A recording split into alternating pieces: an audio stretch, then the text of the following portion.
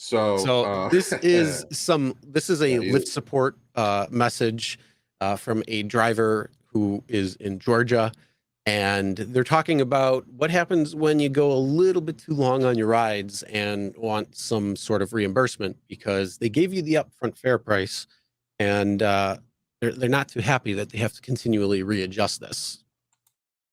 they're not So readjusting do you want me to anyway. read this or? Yeah, you go ahead. Will you read this Okay. one? Let me cough a little bit. So this is a driver that reached out to us talking about this, and he said, "I was sent this note last.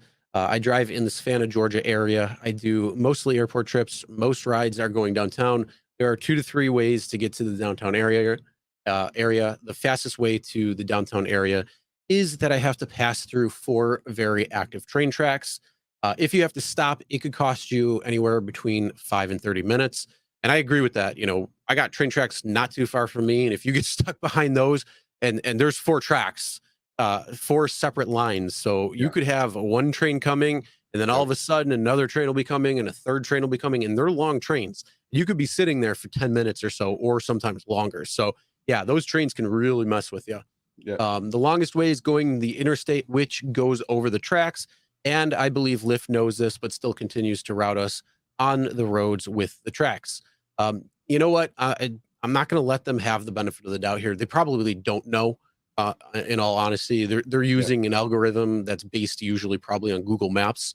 Yeah. They're not going to know that necessarily unless somebody was able to reprogram that within Lyft itself to say, "Hey, take the interstate over the rail tracks." So Yeah.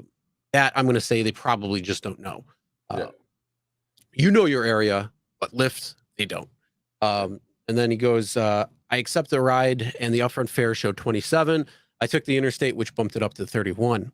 I don't care what they say, see below, which is the email. I will continue to use the interstate or whatever route is quicker. Hashtag know your worth. So the email that they sent was, hi to the driver, Lyft caps per ride earnings when too many of your rides excessively go over the estimated distance and time. To avoid this, we recommend following the suggested route and ending rides as soon as you drop off your passengers. Have to help if you have any questions or need support. So, in other words, you have multiple ways to get there, and yeah, you could get there faster, you could get there quicker, or I mean shorter. Which one is the better route? Now, if you don't hit trains, hey, that's great. But if you do hit trains, yeah, they can be a real pain depending on where you are. Yeah. And it just depends, and it's called knowing your area. Now, you could potentially email them and say, hey, look, the interstate is much faster. There's trains here. You know, see if they can do something about, you know, trying to recode their maps. Because again, like I say, they're not going to know that. They're just going off the Google software or whatever app software that they're actually pulling that data from for the particular navigation. So they don't know your area at all. And Well, only way. One thing I know this for a fact, and I've tested this even before the RSG days. Okay. When Upfront came, okay, you know, the algorithm, even with miles and minutes, it's programmed in a way that when the passenger orders the trip, they send the passenger the longest possible route price and the longest time possible price in LA anyway. And you guys can test this in your own cities. Then the algorithm, when it's sending it to the driver, it sends the shortest possible route. So what did we do in the old days? You know, we long miled the crap out of that trip because the adjustment was there. We played the game, right? Especially on the days of the multiplier.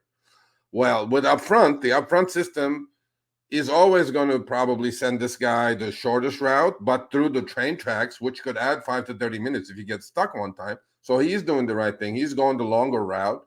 And the Lyft system is detecting that this guy's intentionally extending the trip because that $4 adjustment that they gave, they already sent the passenger on the upfront fare the longest possible route anyway. They sent the guy this fare. So, you know, Lyft is not happy, probably. But, you know, that game is always been played. Longest possible route to the passenger and shortest possible route to the driver. That's called arbitrage. That's more, you know, bullshit games that they play, but, you know. Nobody talked about Well, this. I mean, I get part on their end where it's like if it's too excessive, you know, that could be somebody who's potentially trying to abuse the system. I get that. But when you actually have like a legitimate reason on why you should be taking one route over the other, that's just being smart. That's driving smarter, because you don't want to sit there for a train, whether that is the 5 minutes, whether it's a half hour, whatever it is. You don't want to be sitting there, because that just means you're not getting paid for that. And then on the other side, if you were getting paid that 30 minutes because you got stuck there, well, then they're probably going to throw up a fit, because they're like, what's going on here? Why are you taking so long to get to your route? And you'll probably get some sort of in-app notification. Hey, is everything okay? That'll be the, are you okay? It's like, come on. But I mean, honestly, if it's something like that, and you notice that, you could try sending, a support message to get that updated, where the route will actually take you that way. And you can potentially do that. I've done that before with something within Buffalo. I can't remember what it was. It was some detour that was going on, and they had the roads shut down, but Lyft didn't know that, or Uber didn't. One of them, I don't remember. And I emailed support, let them know that the roads were closed, and sure as shit, within like 24 hours or something, it showed it on the map and it was reflected. So there is a possibility that you can change it.